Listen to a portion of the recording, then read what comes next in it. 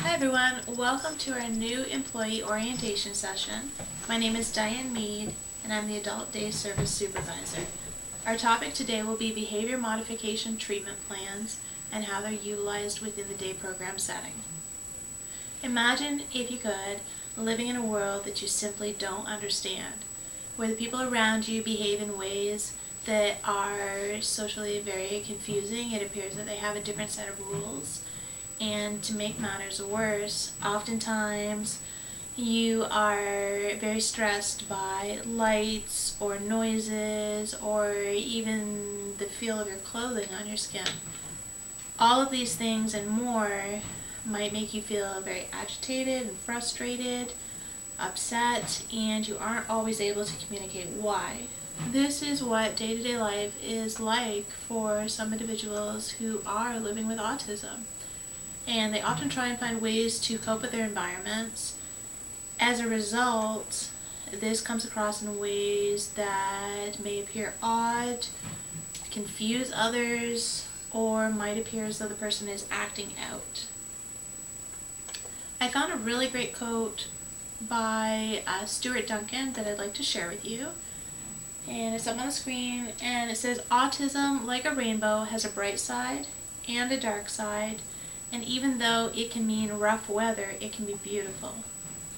Our clients are amazing, and this quote just really encompasses that for me.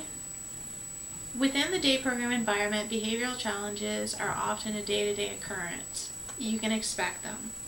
When chaos ensues, we at times all find ourselves unprepared, and the purpose of this training session is to present to you ways in which you can develop or grow the necessary behavior modification treatment plan skills, and also to really focus on how we work as a team, how to develop those goals, and to reduce on-the-job stress. Now at this point you might be asking, what is behavior modification?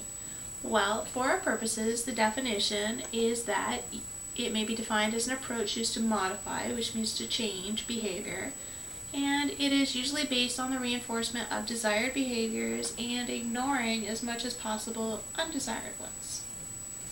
We use treatment plans in program because without them we're flying blind, so to speak. Behaviors would not be adequately tracked on a day-to-day basis, and caregivers could be using several different approaches to deal with one type of behavior with a particular client. This definitely would not be effective because that client could become confused, behaviors could escalate, you could see out of control behavioral situations, and the client would likely just be very overwhelmed or triggered by things such as the stress level of the caregiver, for example. This is why at Easter Seals we focus strongly on creating a team approach to behavior management, and clients can, with our support, achieve their goals, and this is definitely preferable to the scenario that I just mentioned. Now, as a new employee, your role in the organization with regards to the treatment plans is to, first of all, read. We have what are called individual service plans. That is for every client in the program. So you need to become familiar with those plans. Each of the plans contain a set of goals for each of the clients and methods to achieve the goals.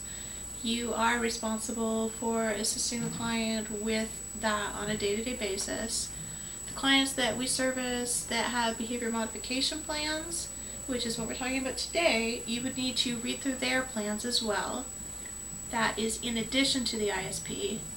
And these things cover behaviors that you would expect to see, as well as things that, treatment approaches that work, things that do not work with clients, potential triggers, things that you might say or do that would help situations to avoid behaviors. And it would also cover the types of charting or recording, monitoring behaviors, how we would determine when it comes time to review whether we're seeing progress or whether we need to be making some changes. Now, after you have read through, next step is discussion, which means sitting down with your team. We have weekly meetings, And it also means sitting down with myself, both in the team meeting and privately, to go over any questions that you might have, to clarify.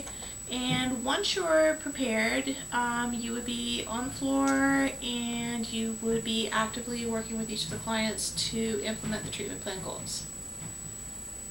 Part of that would involve the use of charting. Now, there are a number of websites that can be used to locate charting ideas, but for our purposes, we have drawn our charts from the Easter Seals Handbook. And if you will take a look up on the screen, I'll give you a couple examples. The first one is very simplified. It has 5 basic goals divided into 3 sections throughout the day. The sections each indicate the approximate amount of time that that particular client is able to maintain control of their behavior before needing a reinforcer. You can see in one particular section that this client was able to achieve 3 check marks. At the end of the day, they received a sticker. The sticker serves as a reinforcer. It's something that that particular client considers a valuable reward and looks forward to at the end of the day. This next chart is a little bit more complicated. It goes from the entire week. The top section covers daily positive behaviors. The section on the bottom covers daily negative behaviors. How this works is they are assigned a point value for each, but whether it's negative or positive, at the end of the week you're tallying up the positives and subtracting the negatives for your final score, which would in turn be traded in for tokens. It's a token economy system, and the client would be able to trade in tokens for rewards or reinforcers, anything from items to a particular outing or spending time with a particular staff member that they may wish to have one-to-one time with. Whatever is valuable to that client is what is going to serve as a reinforcer. Now, next step with this would be review. When a client comes into the day program, after about a month, we have an initial meeting, set up the goals, put everything in place. Following that, those that have behavior modification plans will meet either on a 3-month or a 6-month basis. You would be part of the team meetings and providing feedback. We would drop some information garnered from the charts, from daily logs, and that information would all go into figuring out whether we need to revise the plan, whether things are working, not working, whether goals have been achieved. There will be a variety of challenges that you will experience on a day-to-day basis because nothing is completely effective. So expect this.